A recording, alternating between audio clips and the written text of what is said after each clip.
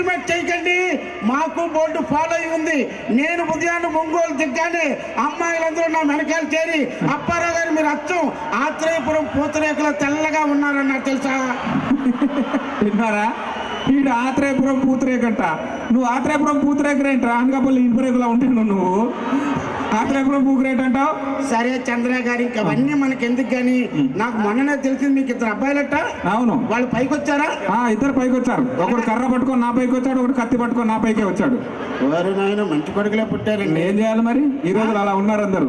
చాలా బాగుంది కదండి. ఇంకో మాట విన్నా నేను మొన్న తెలిసింది. చెప్పండి. మీరు బయట అంతా మిమ్మల్ని అందరూ పులి పులి అంటారంట. అవును, పులే. నిజంగా పులే? అవును, నిజంగా పులి. నిజంగా పులే. కాదు, ఇంట్లో కూడా పులేనా? ఇంట్లో కూడా పులే. ఇంట్లో కూడా పులే. ఇంట్లో కూడా పులే. కాకపోతే దుర్గామాత వచ్చి నా మీద కూర్చుంటది అంతే. అది వచ్చింది దుర్గామాత. నమస్కారం.